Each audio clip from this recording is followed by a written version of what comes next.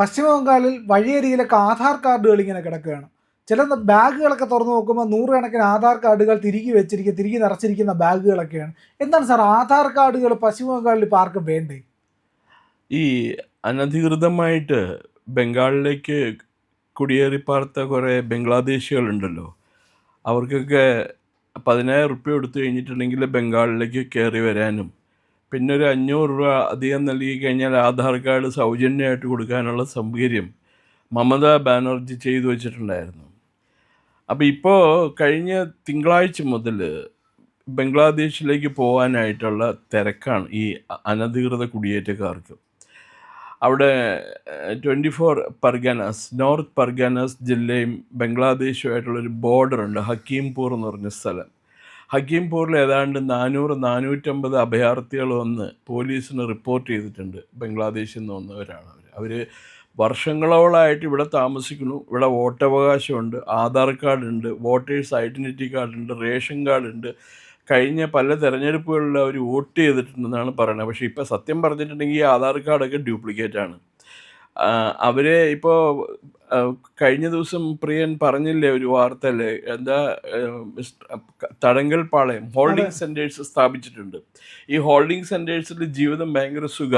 3 നേരം ഭക്ഷണം, നല്ല പുരുഷന്മാർക്കും സ്ത്രീകൾക്കും വേറെ വേറെ റൂമുകൾ, ഫോർട്ടിഫൈഡ് ഏരിയ ആണ് എന്ന് പറഞ്ഞാൽ വലിയ മതിലെല്ലാം കെട്ടി വേർതിരിച്ചിരിക്കുന്ന സ്ഥലമാണ്. നല്ല ഭക്ഷണം, നല്ല വസ്ത്രം. കാരണം ഇവർ ബംഗ്ലാദേശി പൗരന്മാരാണ് എന്ന് ഉറപ്പിക്കാനായിട്ടുള്ള ഒരു പ്രയത്നത്തിൻ്റെ ഭാഗത്തിലാണ് അതിർത്തി സംരക്ഷണ സേന, ബോർഡർ സെക്യൂരിറ്റി ഫോഴ്സ്. അപ്പോൾ അവരിവരുടെ ഒരു ഡാറ്റ തയ്യാറാക്കിക്കൊണ്ടിരിക്കുക. അപ്പോൾ അതിൽ അഭയാർത്ഥികളായിട്ട് ഈ ഹോൾഡിംഗ് സെൻറ്റേഴ്സിൽ താമസിക്കുന്ന പലരും പറയുന്നത് കേട്ട് കഴിഞ്ഞാൽ നമുക്ക് അതിശയം തോന്നും. 10,000 രൂപ വരെ കൊടുത്തിട്ടാണ് അവർ ഇന്ത്യയിലേക്ക് വന്നത് ഓരോ വ്യക്തികൾ. ഇപ്പോൾ അതിൽ അവർ സലാം ദാലി എന്ന് പറഞ്ഞ ഒരു മനുഷ്യനെ പറ്റിയിട്ടൊക്കെ പറയുന്നുണ്ട്. ഖുൽന ജില്ലയുണ്ട് ബംഗ്ലാദേശിൽ, അവിടെ നിന്നാണ് അയാൾ കുടിയേറി പാർത്തിരിക്കുന്നത്. അപ്പോൾ അയാൾ പറഞ്ഞിട്ടുണ്ട് ഞാൻ 10,000 രൂപ കൊടുത്തിട്ടുണ്ട് എന്ന് പറഞ്ഞു. അയാളിവിടെ വന്ന് മീൻ ജോബ്, കാർപ്പൻറ്ററി അങ്ങനെയൊക്കെയുള്ള ചെറിയ ചെറിയ ജോലികൾ ചെയ്തിട്ടാണ് കഴിഞ്ഞുകൊണ്ടിരുന്നത്. പക്ഷേ ഒരു ഡോക്യുമെൻറ്റും ഇല്ല. അയാൾ ഇന്ത്യൻ പൗരനാണെന്ന് തെളിയിക്കാൻ ഒരു ഡോക്യുമെൻറ്റും അയാളുടെ കയ്യിലില്ല. അപ്പോൾ അയാൾക്ക് പോയേ പറ്റുള്ളൂ. അപ്പോൾ അയാൾ പറയണത് എന്നെ ഇങ്ങനെ തിരിച്ചയക്കണ്ടല്ലോ, വലിയ കഷ്ടമാണ്, ഞാൻ ഈ രാജ്യത്ത് ഇത്രയും ദിവസം കഴിഞ്ഞു കൂട്ടിയതല്ലേ, ഇത്രയും വോട്ടൊക്കെ ചെയ്തതല്ലേ എന്നൊക്കെ. അപ്പോൾ അത് കാരണം അയാൾക്ക് പോകേണ്ടി വന്ന കാരണം അയാൾ എന്ത് പറ്റി, ഈ ആധാർ കാർഡും വോട്ടേഴ്സ് ഐഡൻറ്റിറ്റി കാർഡൊക്കെ ഡംപ് ചെയ്തു കളഞ്ഞു. കാരണം ഇതുകൊണ്ട് യാതൊരു പ്രയോജനമില്ല, പോയേ പറ്റുള്ളൂ. ദെൻ വേറെ ഒരു കുടുംബത്തിൻ്റെ കഥ പറഞ്ഞിട്ടുണ്ട്, വളരെ എന്താ പറയുക കൗതുകകരമായൊരു കഥ. അവരെങ്ങാണ്ട് 5 പേരാണ്, അച്ഛനും അമ്മയും 3-4 മക്കളൊക്കെ ഉണ്ട്. ഇവർക്ക് 6 പേർക്കും കണ്ണിന് കാഴ്ചയില്ല. തെണ്ടലാണ് പരിപാടി. നല്ല പൈസ സമ്പാദിക്കാൻ പറ്റും കൽക്കത്തയിൽ തെണ്ടി കഴിഞ്ഞിട്ടുണ്ടെങ്കിൽ. അപ്പോൾ അവർക്കും പോകണം, കാരണം അവരിൽ ഡോക്യുമെൻറ്റ്സ് ഒന്നുമില്ല. അപ്പോൾ ഞങ്ങൾ എത്രയും വേഗം തിരിച്ചയച്ചോളൂ, ഞങ്ങൾ പൊക്കോളാം, ഞങ്ങൾ ബംഗ്ലാദേശിൽ പോയി തെണ്ടിക്കോളാം എന്നാണ് അവർ പറയുന്നത്. പിന്നെ വേറെ അങ്ങനെ പലരും ഉണ്ട്, ഈ ചെറിയ ചെറിയ ജോലി ചെയ്തും ജോലിയൊന്നും ചെയ്യാതെയും പിന്നെ പിക്ക് പോക്കറ്റുകളായിട്ടുള്ള കുറേ ആൾക്കാരുണ്ട് അവിടെ. അപ്പോൾ എന്നെ ഒരാളെ ഇന്റർവ്യൂ ചെയ്യുമ്പോൾ അയാളോട് ചോദിക്കുകയാണ്, നിങ്ങൾ എങ്ങോട്ട് പോകുന്നു? ഇനി ഇവിടെ നിന്നിട്ട് കാര്യമില്ല, ഞാൻ ബംഗ്ലാദേശിൽ നിന്ന് വന്നതാണ്, തിരിച്ചു പോവുകയാണ്. അപ്പോൾ നിങ്ങൾ എങ്ങനെയാണ് വന്നത്? ഞങ്ങൾ 10 പേര് ഒരുമിച്ചാണ് വന്നത്. അപ്പോൾ ആ 10 പേര് വരുന്നില്ലേ? ഇല്ല, ഞാൻ മാത്രമേ പോകുന്നുള്ളൂ. ഇങ്ങനെ പറയുകയാണ്. അപ്പോൾ ഇയാൾ മാത്രം തിരിച്ചു പോവുകയാണ്. എന്തിനാണ് വന്നതെന്ന് ചോദിച്ചപ്പോൾ പറഞ്ഞാൽ ഇവിടെ പല പല പരിപാടിക്ക് ഒരു ഏജന്റാണ് കൂട്ടിക്കൊണ്ട് വന്നത് എന്നാണ് പറയുന്നത്. എന്നിട്ട് തിരിച്ചു പോവുക. അപ്പൊ ബാക്കി 9 പേര് ഇവിടെ ഉണ്ട്, ഒരാളെ പോയിട്ടുള്ളൂ. ഈ 9 പേര് ഇപ്പൊ ബംഗാളിൽ തന്നെ ഉണ്ടായിക്കൊള്ളണം എന്നൊന്നും ഇല്ല കേട്ടോ. അവര് പലയിടത്തേക്കും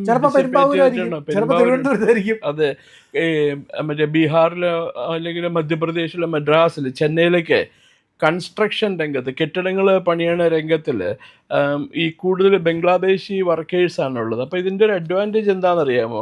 ഈ കെട്ടിടമൊക്കെ പണിയുമ്പോൾ പലതും മറ്റേ മുകളിൽ നിന്ന് വീണ് ചത്തുപോകും.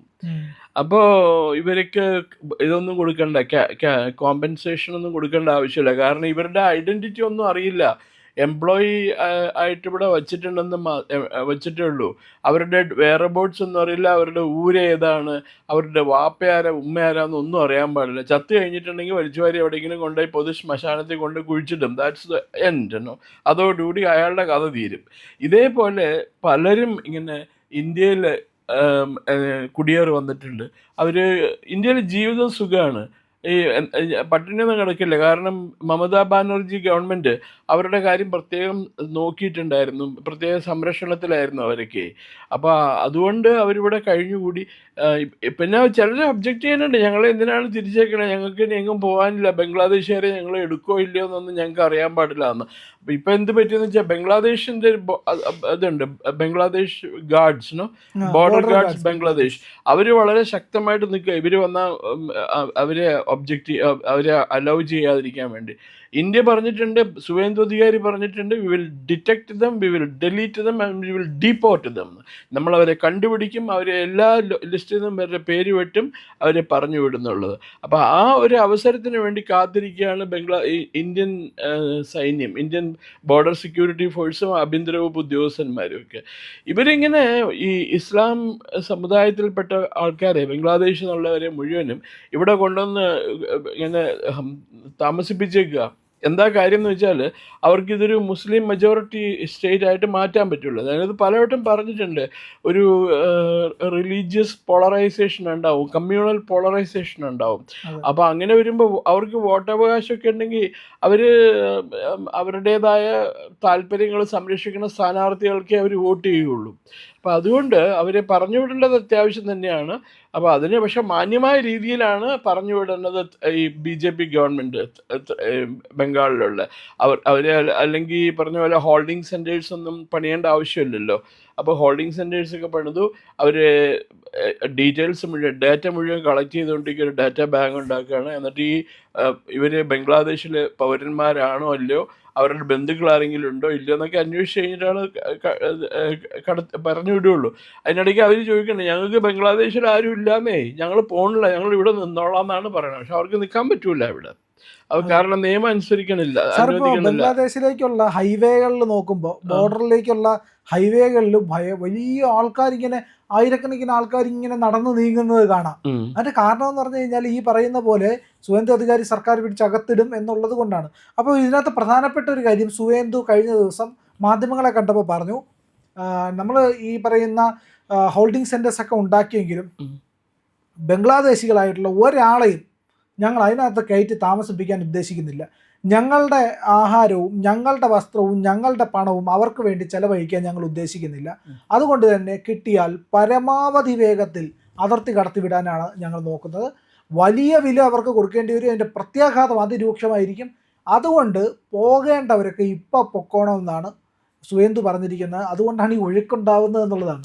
1970-71 പീരീഡിൽ ചില ഫിലിംസ് ഡിവിഷൻ്റെ ന്യൂസ് റിവ്യൂ എന്ന് പറഞ്ഞൊരു പരിപാടിയുണ്ട്, ന്യൂസ് റീൽ എന്ന് പറയും. സിനിമാ തിയേറ്ററിലൊക്കെ അക്കാലത്ത് നമുക്ക് ടെലിവിഷനൊന്നും ഇല്ലല്ലോ അന്ന്.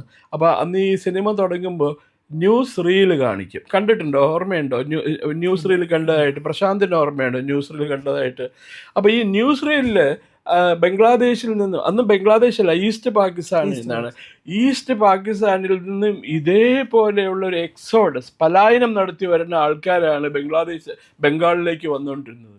ഇപ്പോൾ ഇതിനെക്കുറിച്ച് അന്നത്തെ കരസേനാ മേധാവി ജനറൽ, പിന്നീട് ഫീൽഡ് മാർഷലായ മാനക്ഷോ അന്നത്തെ കേന്ദ്ര ഗവൺമെൻറ്റിനോട് പറഞ്ഞിട്ടുണ്ടായിരുന്നു. അപ്പോൾ അവരൊന്നും ചെയ്തില്ല.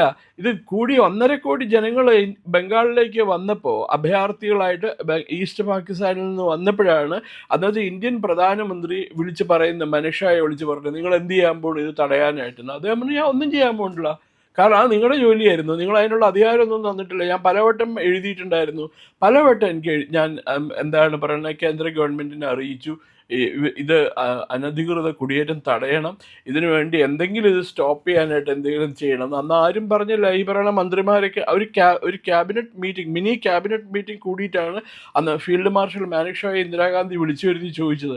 അദ്ദേഹം പറഞ്ഞപ്പോൾ അവർ പകച്ചിരുന്നു ഇത് കേട്ട് കഴിഞ്ഞിട്ട്. അതേപോലെ എൻ്റെ ചുമതലയല്ല അത്. എൻ്റെ ചുമതല ഇന്ത്യയുടെ സുരക്ഷിതത്വം എന്താണെന്ന് വെച്ചാൽ അത് ഉറപ്പാക്കുക എന്നുള്ളതാണ്. കാണുന്നവനെയും വരണവനെയൊക്കെ ഇട്ട് വെടിവെച്ച് കൊല്ലുക എന്നുള്ളത് ഇന്ത്യൻ ആർമിയുടെ പോളിസി അല്ല. അത് നിർത്തേണ്ടത് ഡിപ്ലോമാറ്റിക് ചർച്ചകളിലൂടെയാണ് നിർത്തേണ്ടത്. അതല്ലാതെ വെറുതെ വരണവനെയൊക്കെ വെടിവെച്ച് കൊല്ലുക എന്ന് പറയുന്നത് മാന്യതയല്ല, അത് ചെയ്യാൻ പറ്റൂല. നിങ്ങൾ ഈ പാകിസ്ഥാൻ സർക്കാരുമായിട്ട് ചർച്ച നടത്തി അത് കഴിഞ്ഞിട്ട് അതിൽ എന്തെങ്കിലും പോരായ്മയുണ്ട് അവർ കേൾക്കണില്ല എന്നുണ്ടെങ്കിൽ ഇന്ത്യൻ ആർമിക്ക് അതിൻ്റെ അധികാരം കൈമാറണം. ഇപ്പം ഈ ക്യാബിനറ്റിൽ തന്നെ ഉള്ള പലരും ഈ പാകിസ്ഥാനിൽ നിന്നുള്ള ഈസ്റ്റ് പാകിസ്ഥാനിൽ നിന്നുള്ള അനധികൃത കുടിയേറ്റം വൻതോതിൽ പ്രോത്സാഹിപ്പിക്കുന്നുണ്ട്.